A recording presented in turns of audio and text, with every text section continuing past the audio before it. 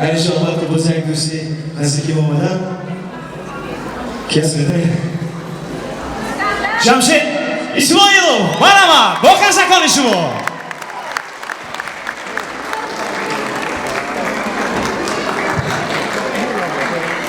تشکر دست شما در میکنم یک قرصک برای دادن شید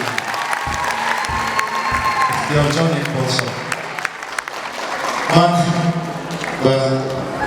دادر عزیزی من موفقیت ها آرزو میکنم با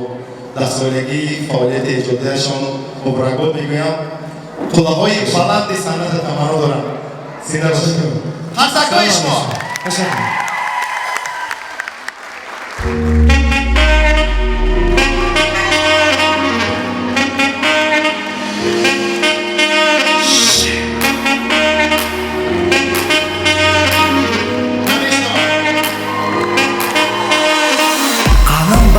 دست و فکرم با تو باشد تسلای دلم ذکر تو باشد با هر ساعت تصور کرده باشم دو رخسارم با رخساری تو باشد قلم بر دست و فکرم با تو باشد تسلای دلم ذکر تو باشد با هر ساعت تصور کرده باشم دو رخسارم با رخساری تو باشد ستاره سرکشد همراهی مهتاب که بیارم مرا کی میبرد خواب به هر پلو همه گردم من نیزاد دلم در سینم نالان است بودتاب ستاره سرکشد همراهی مهتاب که بیارم مرا کی میبرد خواب به هر پلو همه گردم من نیزاد دلم در سینم نالان است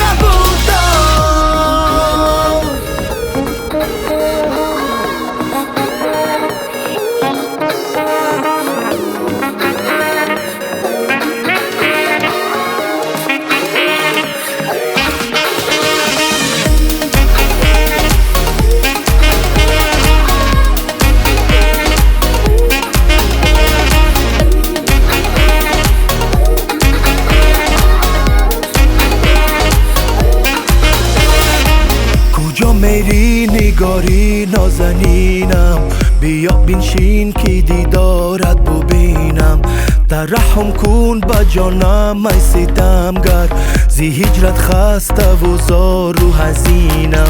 کجا میری نگاری نازنینم بیا بنشین که دیدارت ببینم ترحم کن با جانم ای ستمگر زی هجرت خسته و زار و حزینم ستاره سرکشد همراهی مهتاب که بیارم مرا کی